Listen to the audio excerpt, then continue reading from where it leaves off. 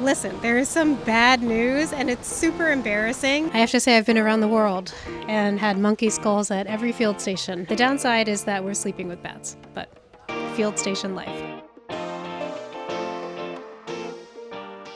I'm not in the field quite yet. I'm actually at my house in my front yard, and I'm out here because I'm getting ready for a very special expedition to the jungles of Central America. So come with me as I pack up for Costa Rica. I've got my stuff behind me. We've got like the bare minimum. We've just got some sandals, hat, cool looking sunglasses just in case, sleep stuff, mosquito net. There's all my Wild Kingdom stuff. Okay, so the next thing I need to do is fit all of this stuff that's out into my backpacking backpack, because the first part of this wild Costa Rica expedition is actually like a full-on backpacking trip into the jungle. As you can see, I have some little fur babies that are gonna miss me a lot. Aren't you? Yeah, I'll be back. I gotta go find some jaguars. Good morning. It's 5:30. I am about to go to the airport. I'm tired, but I'm ready. Okay, I have made it to the airport. I'm in this long line. Got all my stuff.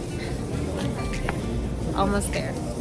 Found them! Say Costa Rica! Costa Rica! After almost 6 hours of flying, we finally landed in Liberia, Costa Rica. Good morning. I'm waking up from the hotel. It is early, and today's the day that we hike into this jungle field station. We do it. And our mission is to witness extraordinary wildlife event rarely seen by humans. Now this is real. This is probably the realest part of filming, because driving in a car, getting half motion sick, we always start the morning in the car with the producer giving us the rundown of what we're about to film. All right, this is the team. This is the forest. The adventure begins. Okay, Peter and I are in the car, ready to go. It is Jaguar time, but this is a journey. This is it. This is the very beginning. This is our very first shot, driving through the mud, down through the regrown jungle, and I'm ready to go. Yeah, first full day. Say hey, John. Hi, you're on camera. Hey, hi. Hi. So we're getting ready to shoot our first sequence, the drive-in sequence. So we're doing multiple shots. We got 4 GoPro angles, 2 on the inside, 2 outside on the car. We're gonna be flying a drone overhead. Then we have cameras down there to see you driving through the scene. It's a big coordinated event. It'll be epic. Epic. Don't crash. I'll try and keep it on the road. Yes, yes. All in the name of Jaguars. And if it's too bumpy, remember we could always be walking. Yeah. That's right. So we drove until we couldn't drive anymore. That is the mark of a proper expedition. No more roads. Maybe we got a trail, but take all your stuff out and use your feet. We've been talking about this hike for 2 months. Okay, they've been mentally preparing us for the intensity of this. It's about an hour, but then apparently there's a rewarding view. And more importantly than anything, we're gonna get down this mountain onto a beach. Can't say where it is. It's actually top secret, because there's jaguars there. Population of jaguars that are preying on sea turtles. And that's what we're here to see. But, man, I'm ready, because one thing I can do is hike. This hike was seriously tough. It was quite vertical, and we started the hike much later in the day than we probably should have, meaning it was a little bit too hot. Hey, quite a view, eh? Yeah. We are grateful for this tree. This is the greatest tree in the world. But luckily, once we got to the top, the views were absolutely worth it.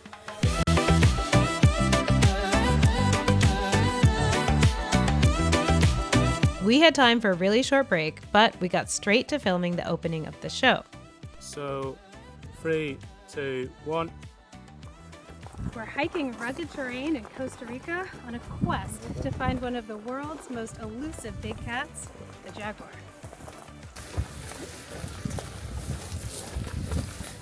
They didn't trip on camera. finally, it was time to head down the mountain and finish the hike.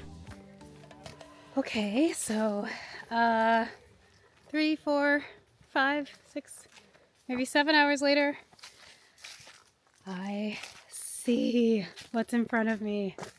It is the field station. Home sweet home. After a very long hike in the heat, we ate a well-deserved meal and got to settle into the field station. Let me show you around. Hey, what's up? Come on in. Welcome to the field station. We are in the jungles of Costa Rica near the Pacific coast, and we're here in this beautiful space because we're looking for jaguars for Mutual of Omaha's Wild Kingdom Protecting the Wild. But right now I want to kind of show you around this beautiful, beautiful place where we're all living. As you can see, right here we have the sink where all the magic happens. Face washing, teeth brushing, you name it. This is our one and only mirror. So if you need to shave, if you need to put on your little mascara, which I have to say I did this morning, this is what you've got. Nice and clean. A biological field station is not a biological field station without an array of bones for all of you lovers of any kind of ancient or interesting fossilized stuff. Look at the size of these vertebrae. It's incredible. That's huge. It's huge. We've got some type of crocodilian here and monkey skulls. I have to say I've been around the world and had monkey skulls at every field station I've ever stayed at. So you gotta have those. So this is where the Wild Kingdom team is sleeping. This is my bed. Sorry I didn't make my bed for y'all this morning, but doing my best just to survive.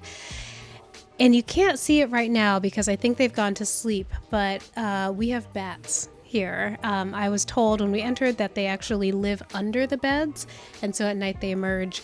And the benefit of these bats is they eat all the bugs in this room, so we haven't been swatting them. But the downside is that we're sleeping with bats, but field station life. As the sun started to go down, we got ready to film our Jaguar mission on the beach.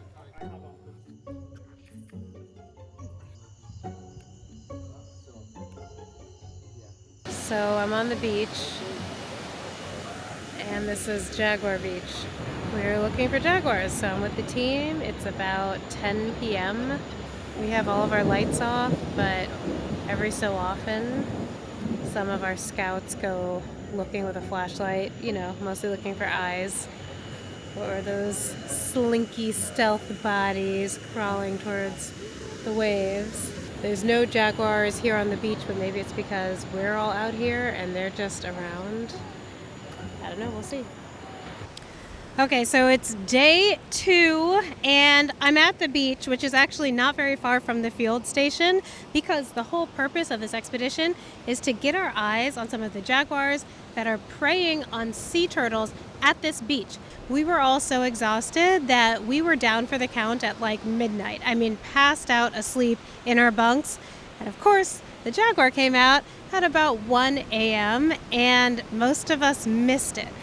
One person from the camera team actually got footage of it, but it basically means that tonight I gotta stay awake so I can see the jaguar when she comes back. So to make up for last night missing the jaguar, we came out on the beach this morning with some of the biologists who are studying these jaguars, and we found the tracks. The tracks are all over this beach, and it actually tells a bit of a story. You can see the tracks where the jaguar is alone, the tracks where the jaguar is running, the tracks where it had a fight with that sea turtle and took it down, and the tracks where it kind of dragged the sea turtle away.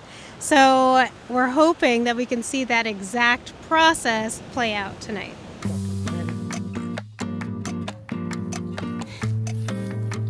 After we spent time with jaguar tracks down at the beach, we went back to the field station for a quick lunch and then right back out into the jungle to see what was on the camera traps that the biologists had set up. The camera traps had only been out for a couple months, but already had lots of footage of jaguars using a path right near the beach where we had been spending time. It is sunset on day 2 in Costa Rica of our Jaguar expedition. And even though the sun's going down, that doesn't mean that we are nearly done because we still have more filming and more work to do. But we started this morning heading to the beach. We wanted to see if there was any evidence of jaguars. So we looked for tracks, found them. We looked for turtle carcasses, also found them. And we decided that tonight's the night to stake out and see some jaguars. But before heading back to the field station again, we had an unexpected visitor on the beach. This is a sea turtle, and she's a female. It's an olive ridgely sea turtle, and she washed up on the beach like 10 minutes ago, riding the waves, but now she's like doing her best to come up the sand. She needs to lay eggs, and she needs to do it really soon. So she's trying to figure out, how do I get off of this huge beach in order to get into the like brushy, dense area to lay eggs? It's like a dangerous journey for her. There are jaguars. I mean, luckily right now there's a lot of humans kind of preventing predators, but she's got a long way to go. I learned from Carolina, one of our biologists, that usually they come earlier in the day when it's higher tide, so the waves push them much further up the beach. She's kind of late, so she either has to have a lot of strength to make this happen and lay the eggs, or she'll have to try again tomorrow if she gets the hint.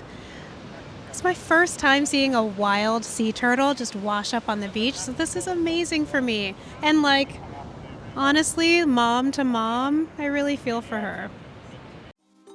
So unfortunately, our second night on the beach was another bust when it came to jaguars. However, our sea turtle friend did come back, and she was able to successfully lay her eggs. The next morning, we woke up early, finished our filming at the field station, and hiked back out off of the Jaguar beach.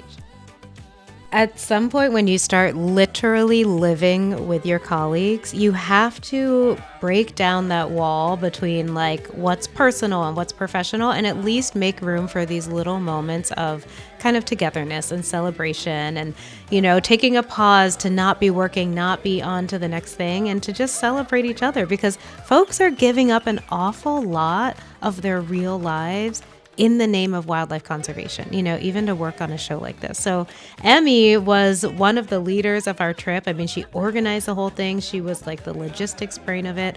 And it was her birthday on the 3rd day of this incredibly long expedition. So the fact that we actually had a cake at all and a candle at all in the middle of the Costa Rican jungle was amazing. So we made the most of it. And let me tell you, we all ate cake. We all loaded up on the bus and made our way to Bihagwa in an area known as Tapir Valley. We have just gotten to our second location, so we are in a completely different part of the country. We're in the highlands. I haven't bathed in 3 days. I've been wearing the same clothes for 2 days, so I'll see you later. It was like this powerful connection with a 500-pound endangered species. Okay, can you see what's behind me? There's 2 tapirs.